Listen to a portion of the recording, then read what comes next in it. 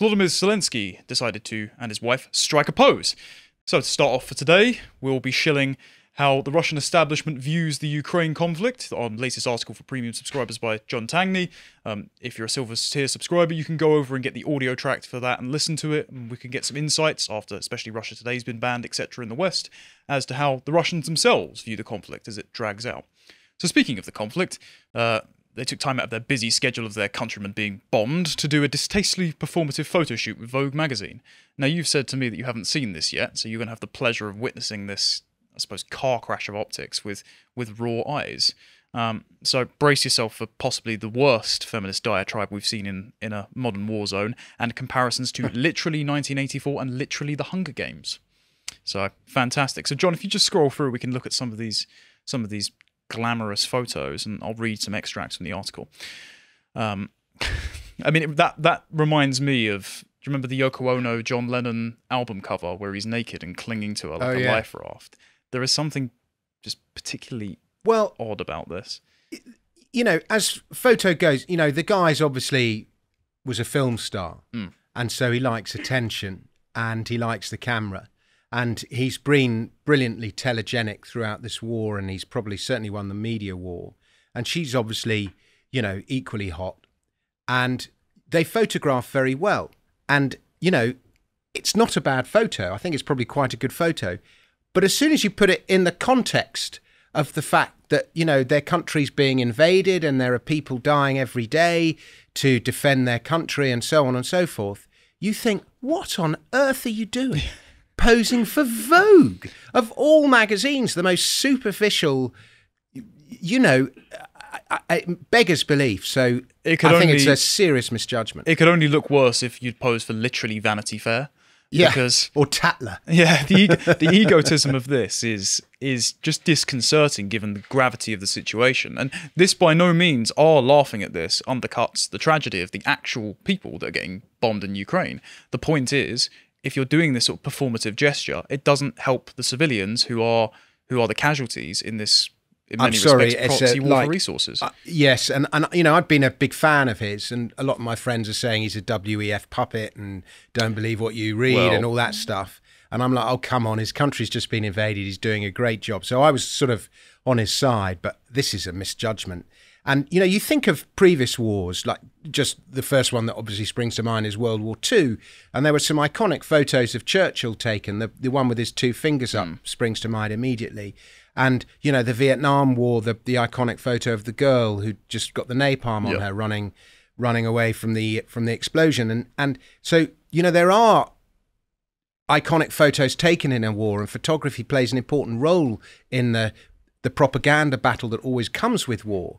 But Vogue? But it's not even that. They were all caught in the act. Yes. That was during a moment of either speech giving or an actual crisis scenario. Whereas this, it reminds me of, I don't know if you saw the TikTok of the nurse who had set her phone up, and then the caption was, when one of your patients dies on shift, and she stands there and weeps into her own hands silently, and she's got the music pre-selected to be the maximally sad. It's performative. It's a like false sense of stress. What's her name? Cortez, Alexandra, whatever her name is, Cortez, holding her arms behind her back. Oh, the worst one. Do you remember her old photo shoot where she was at the gate, supposedly weeping at the border, and then someone else was there filming it, and it was just an empty parking lot? And it's just golden. So if we can actually scroll down, John, as I just talk through this, because there's an amazing one, particularly where they're standing with the soldiers who are actually on the front line, and it's just such a ridiculous juxtaposition.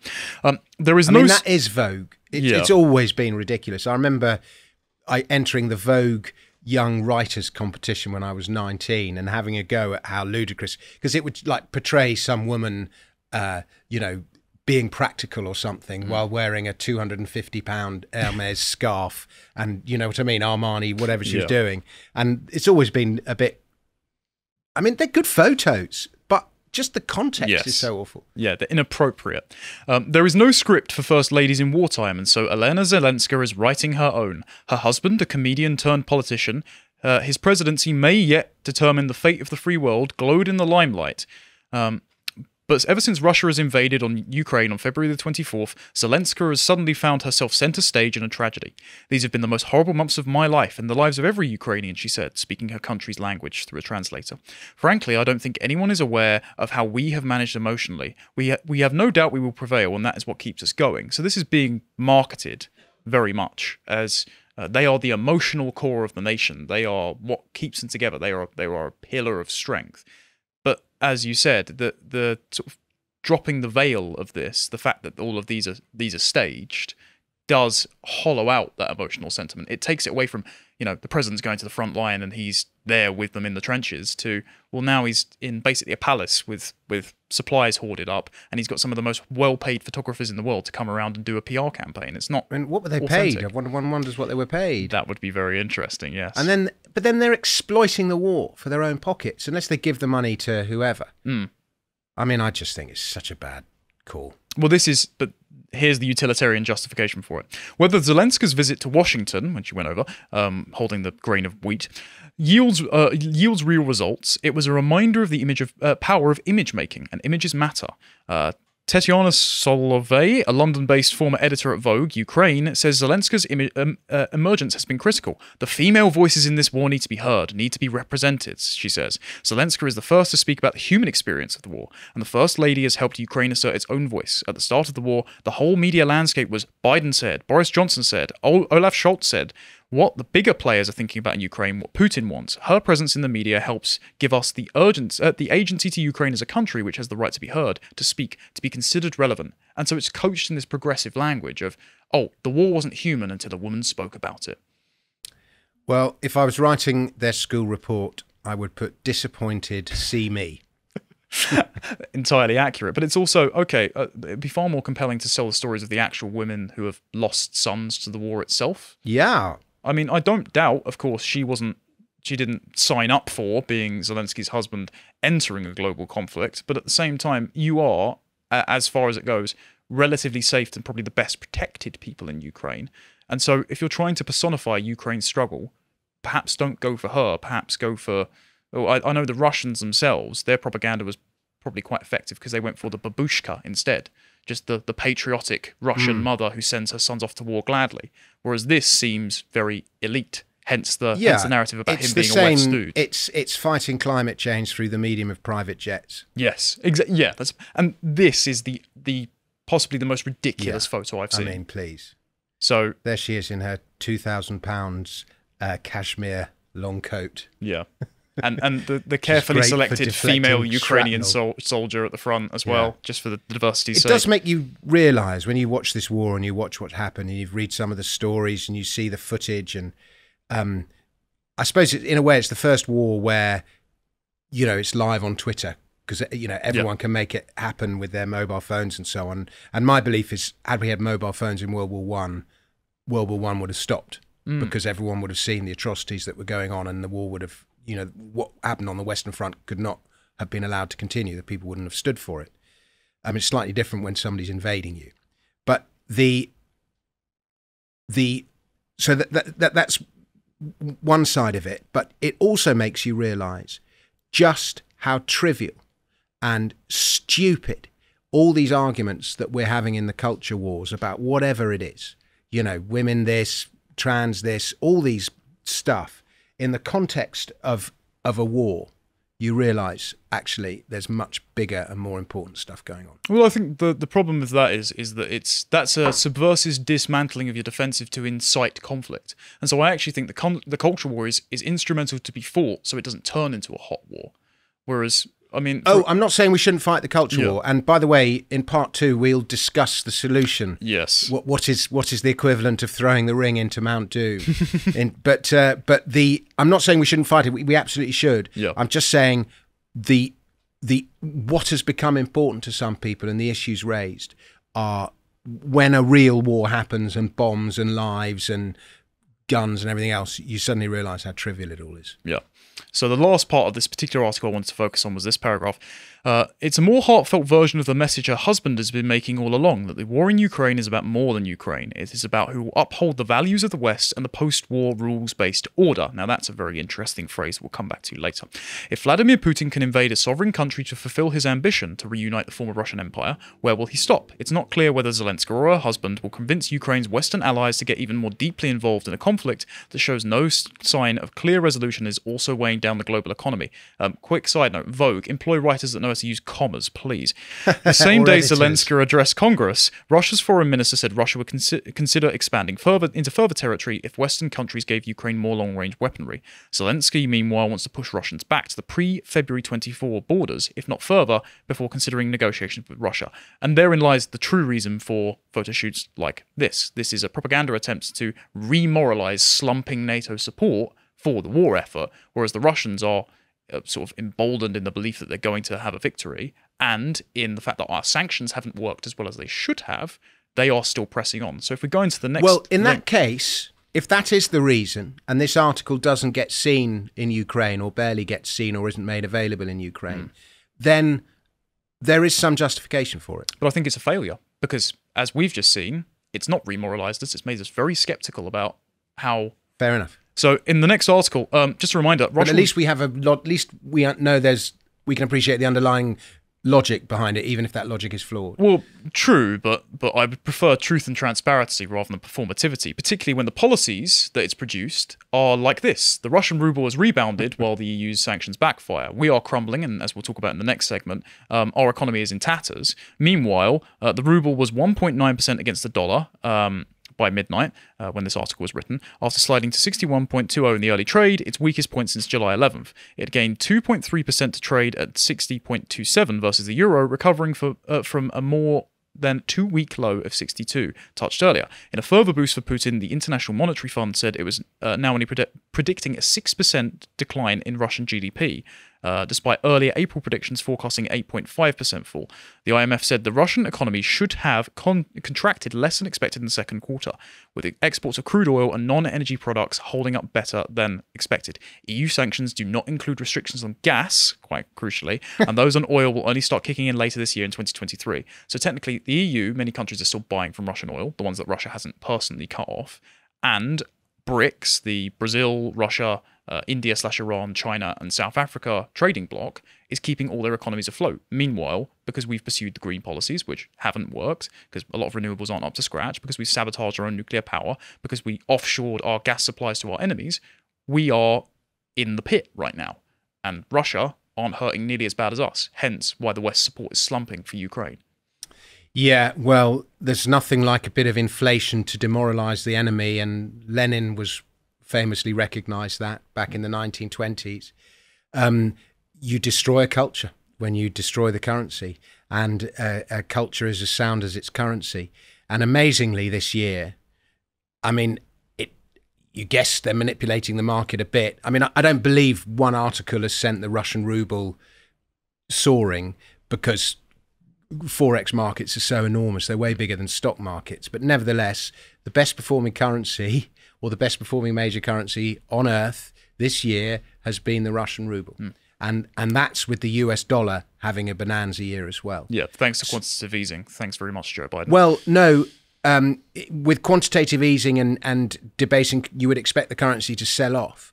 But actually the US dollar, to a certain extent, has behaved like gold in that, you know, with falling stock markets and everything, the first call of safety, the first port of safety is the US dollar. But the Russian ruble has been even stronger. Both currencies have been very strong. The euro has been a disaster. The pound has been pretty weak, slightly stronger than the euro. And, you know, name me a currency, the Turkish lira. I'm going there at the end of the month, and I've been told that the inflation is staggering, so that will be 80%. Very interesting.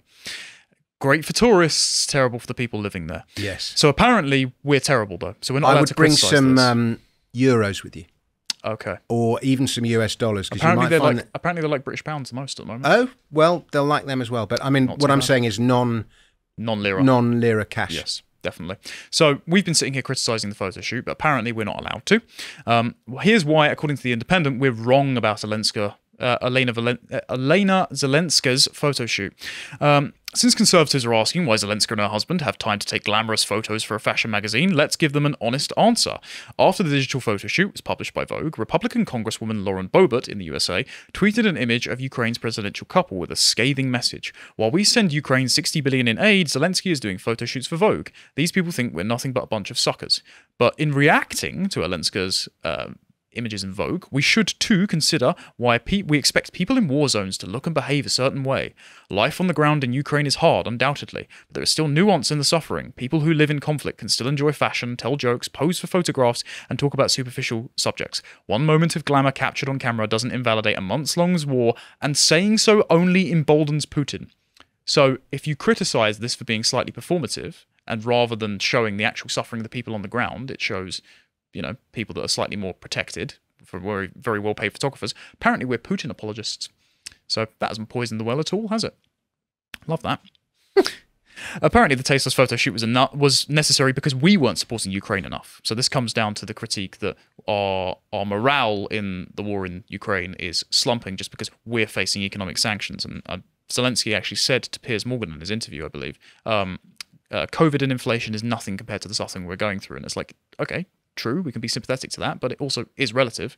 And most people aren't talking in the pubs about the Ukrainian war. They're talking about how high their gas bill is, so hard getting people online. When the war began, the West, and most vocally the US, promised Ukrainians unwavering support, but in the past few weeks, the country has fallen off the news and social media agenda. Celebrities are less vocal. Powerful companies are no longer pledging the money and support they once did. After pleading with Biden to do more for Ukraine in March, several US senators voted against a $40 billion humanitarian aid package for the besieged country. The bill eventually passed, but the lack of unanimous decision was seen as a symptom of waning support. Lawmakers who once hailed Ukrainian leaders and citizens as heroes now decried Biden's excessive spending in the war-torn country, citing America's own comparably small woes at the gas pump. So do you think it's fair that $40 billion was sent towards Ukraine while the Americans seem to be economically suffering? What's your thoughts on that? Cool. Ask me a difficult question. The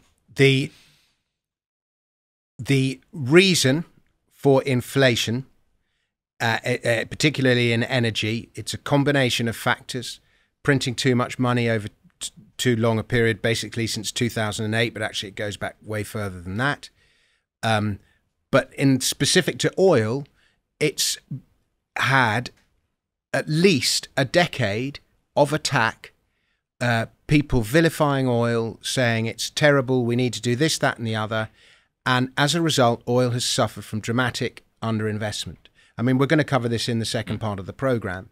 And commodity prices, whether it's gas, whether it's grains, whether it's metals, they always rise and fall. They have always risen and fallen since ancient Babylon. And when there is too much of said commodity produced, it becomes very cheap, and producers stop producing that commodity, and then suddenly there's a shortage of supply, and so everyone needs this commodity, and so the price rises, so producers are incentivized to produce more of it, and that's sort of how a functioning market is supposed to work. But the oil industry has suffered from lack of investment. It gets attacked both by government through its policies, whether it's windfall taxes or not getting permission for pipelines owners. Biden banned that pipeline. Yep, he did 3 executive orders that banned oil and gas leases on federal land, and also cut the Keystone XL pipeline, which would have created a fair few 100,000 jobs and made America even more energy independent than it was under Trump. It's just sabotage. Yeah, and America got lucky with fracking, with the technology, because in 2008, the narrative, the oil price was 147 to be precise. And there was this narrative, peak oil, we are running out of oil. And then fracking came along and they found ways of extracting at low cost. And suddenly the oil price collapsed and America got 5 or 10 years of cheap oil. But now, oil has made so many things possible for people. If you look at the world in which we live and the phones we enjoy and the internet and cheap goods from China and amazing healthcare, everything we have is because of oil, cheap energy. And humans have always consumed energy. And as we've evolved, we've consumed more energy, but we've also got better at consuming energy. But the the lack of investment and the narrative that oil is evil and that we have to go to alternative investments and so on, as well as the money printing, are what have caused the spike in the oil price. Well, speaking of oil and spiking prices and Joe Biden's terrible policies, I'd like to just remind you why America is suffering through high oil prices. This is Brian Dees, one of Biden's economic advisors, and he said this is about the future of the liberal world order, and we have to stand firm as the reason as to why Americans were paying higher prices for the oil at the gas pump. So Biden is obviously blaming oil prices on Putin's price hike and neglecting to blame his own policies. And if we speak about Biden's policies, we can look next. Biden has been emptying the American oil reserves for Europe, apparently, to lower the wholesale price around the world. The US is selling off an additional 20 million barrels of oil from its strategic reserves. The Biden administration on Tuesday said it will sell an additional 20 million barrels of oil as part of a previous plan to tap the facility to calm oil prices boosted by Russia's invasion of Ukraine. And as demand recovers from the pandemic, the administration said in late March it would release a record 1 million barrels of oil a day for 6 months from the SPR, held in hollowed-out salt caverns on the coast of Louisiana and Texas. The United States will take bids in autumn to begin the process of buying back 60 million barrels of crude for reserve, a first step in replenishing the stockpile after the 180 million barrel release, the Department of Energy said in May. The United States has already sold 125 million barrels from reserve, from nearly 70 million barrels already delivered to purchasers, a senior administration official told reporters. And this reminds me, especially when they're talking about the buyback, of when Trump said, I replenished our strategic reserves. And I think he only brought it up to about 70%, but he was going to do 100%, but the Democrats actually voted against replenishing it. And it's like you said, the federal government sabotages their own energy security because of these ideological anti-oil narratives. Now, do you know who these oil purchasers might be? Any guess? I don't know, but I will say 20 million barrels is about maybe a quarter, a fifth of one day's annual production. Yes. We consume roughly 100 million barrels a day, yes, the world. Yeah. So in the context of that, 20 million barrels is not that much. It's not that much. However, it depends who you're selling it to. Yes. So if we go to the next one, Biden sells oil to China. Ha! From the Strategic Oil Reserves. And this is the Institute for Energy Research, who do some great work on how China's basically captured things like 80% of global battery manufacturing capacity. The Biden administration's Energy Department in April announced the sale of 950,000 barrels from the SPR to Unipec, the trading arm of the China Petrol Corporation, which is wholly owned by the Chinese government. China purchased the oil from US emergency reserves to bolster its own stockpile. China has been buying large amounts of oil for its reserves since the COVID lockdowns. Biden ordered the Department of Energy to release a total of about 260 million barrels stored in the SPR over the last 8 months. The SPR's level has fallen to about 492 million barrels of oil, the lowest since December 1985, according to the Energy Information Administration. This is in contrast to President Trump, who of March 2020 ordered the Department of Energy to fill the SPR to maximum capacity by purchasing 77 million barrels of oil, American-made oil, with an initial purchase of 30 million barrels. And this is actually enriching Russia too, because China has spent 18.9 billion on Russian oil, gas, and coal in the last 3 months ended in May. So if they're getting it cheap from the US, that means they're saving money to then buy from Russians to then fund the war effort. Almost double the amount from a year earlier, according to the customs data. China's imports of oil increased 28% in May from the previous month, hitting a record high and helping Russia overtake Saudi Arabia as China's largest supplier. Russian oil sales dropped by 554 barrels a day to Europe in March to May, while Asian refiners increased their intake by 503,000 barrels a day, nearly a replacement 1-for-1. Gosh. So what's the motivation for him selling to China, do you think? I don't know. And why would you sell your strategic? You're going to tell me, aren't you? I am going to tell you. Well, okay. I mean, it seems nuts, but I'm going to guess that it's incompetence, but you're going to tell me it's not. I'm going to say it's malice, because Joe Biden sold nearly 1 million barrels of oil from emergency reserves to state-owned Chinese gas giant, the Hunter's private equity firm, at a 1.7 billion stake. And if we go to the next article, John, of course the big man is taking another cut. Joe Biden sold the 950,000 barrels that I mentioned before to a Chinese-owned firm that Hunter Biden's private equity firm held a 1.7 billion stake in. These were sold to Unipec, but this is also better known as Sinopec, and it's tied to the private equity firm BHR Partners, which Hunter co-founded in 2013. In 2015, BHR bought a 1.7 billion stake in Sinopec. Lawyers for Hunter Biden in November actually told the New York Times that he no longer holds any interest directly or indirectly in BHR. But the Washington Examiner reported as recently as March he was listed as part owner on China's National Credit Information Publicity System. So all of the times you see him and his dad sharing a bank account, sharing a phone number, having businesses in China and saying there's a 10% stake for the big guy, Could it be, and this is purely alleged, that Joe Biden is somehow indirectly profiting from his own oil policies here? Gosh, well, I don't know. I can't possibly comment. There has to be another explanation, but if there isn't, then it's extraordinary. Well, hopefully we're going to get one, because the House Republicans in the next piece, they're looking into doing an investigation on this, and obviously this will be a lot more thorough should they win in the midterms, though we shouldn't hold our breath for the Republicans actually doing anything in America, because they're often as useless as conservatives in this country. So the reason Joe Biden's doing this, if we go to the next article, is because Europe is facing a terrible energy crisis.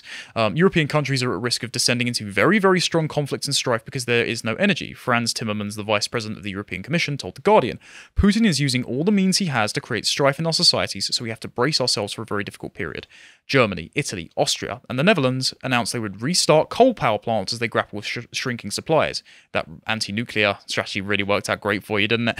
The potential outcomes that the European nations are grappling with reveals how this crisis is occurring on a scale that has only been seen in times of war. In the worst case scenario, we're talking about rationing gas supplies, and this is not something that Europe has had to contend to any time other than wartime. That's essentially where things have got to go now. This is an energy war. So in the midst of all of these crises, we're actually seeing that places like America, the European Union, and the British intelligence are having their love affair with Zelensky start to wane. And so don't allow the title to deceive you in the final piece we're going to look at, because this actually covers, in the New York Times, Pelosi's visit to Taiwan. But buried in here by Thomas Friedman is something very revelatory. Privately, US officials are a lot more concerned about Ukraine's leadership than they're letting on. There is a deep mistrust between the White House and Ukraine President Volodymyr Zelensky, considerably more than has been reported. There is funny business going on in Kiev. On July 17th, Zelensky fired his country's prosecutor general and the leader of its domestic intelligence agency, the most significant shakeup in his government since the Russian invasion in February. It would be the equivalent of Biden firing Merrick Garland and Bill Burns on the same day. So that's their head of the FBI and their attorney general. But I've still not seen any reporting that convincingly explains what this was all about. It is as if we don't want to look. It is as if we don't want to look too closely under the hood in Kiev for fear of what corruptional antics we might see when we have invested so much there. Senior US officials still believe that Putin is quite prepared to consider using a small nuclear weapon against Ukraine if he sees an army facing certain defeat. So we've backed Putin up against a wall. He believes he's going to win, but if we press any further, they believe that he's mad enough to launch a nuclear weapon. I'm not qualified to speak on that psychology. But they're also concerned that Zelensky is firing internal members of his government, that he's blocked opposition parties, and then now he's doing this sort of performative activism to obfuscate from the fact that we're suffering financially and that he isn't being a very transparent and democratic leader. Things aren't going so well for Ukraine at the moment, and it's only the people that are going to suffer. So you obviously started having said to your friends that you have quite a lot of faith in him and the war being foisted on him. How do you feel having heard this as someone who's supported him? Well, you have changed my perspective. Okay. And, I don't follow the news that closely. I used to, because I used to do a program on GB News, which we had to review the papers, but I haven't been doing it for a few months. So I've stopped following the news. So, in my head still exist all the narratives that were around in, March, April, it doesn't look good, but I'm pretty basic, and probably there are lots of other people who think like me, is do I like him or don't I like him? And, I always quite liked Zelensky, and now I don't like him quite as much. Well, that's fair, and that's I think that's how people think. I agree. It's the facts over feelings argument isn't always true. People have a gut level reaction to someone, whether or not. And the problem is when you make someone a paragon of truth, transparency, and democracy, and you pin all your war hopes on him as the outlet for propaganda. And that's not to say all propaganda is bad. It's just messaging for your side. When he starts to slip up, when distrust and seeds of doubt start to be sown, when people feel the impacts of poor policy, then his fallibility comes to the surface. And this isn't to say, of course, that we support the illegal invasion of Ukraine. It's not a very contentious position to say illegal war bad. The problem you have is that the people on the ground, whereas it's in this country economically, or in Ukraine physically, are going to suffer by the incompetence of their leaders. And unfortunately, it seems that Zelensky, his image, is serving only to serve what, as Brian D said, the liberal world order being buffeted, rather than the actual integrity of his country and the lives of his people. And that's a core shame. Possibly. Were you about to go to an interval? No, that's fine. No. Yeah. I mean, possibly, there's two things spring to mind listening to what you just said. Firstly, at the end of the day, he's an actor. And, you know, I've went to drama school. I suppose at the end of the day, I'm an actor, but I sort of know, you know, actors like attention. It's all about them. They like to be the star. They like to look good on camera. There's all that stuff. And it's also why superficially he came across so well early in the war, because he knew what to do. He knew how to behave, and he won the propaganda wars early on. But a lot of the time, actors maybe don't have the substance behind the varnish, and maybe that's what's going on. But also, the longer the war goes on, the harder it gets for Ukraine, because the more bored the West gets of it, the less interested, and so the funding and the weapons and everything else starts to dry up. And it's a bit like, you know, if you have a bull market, if you have a stock market where everything's going up, every company is great and the CEO's brilliant and the company's got a wonderful business. But as soon as you get a bear market and the stocks start going down, that's when the frauds get uncovered. That's when all the maldealings, that's when the incompetence gets revealed. And I suppose he's going through his own little bear market at the moment. And so that's when all the less good stuff gets exposed and people suddenly become interested in it. Yeah, Ukraine's going through a crisis of investor confidence, and unfortunately, it's only the people that suffer. That's a shame.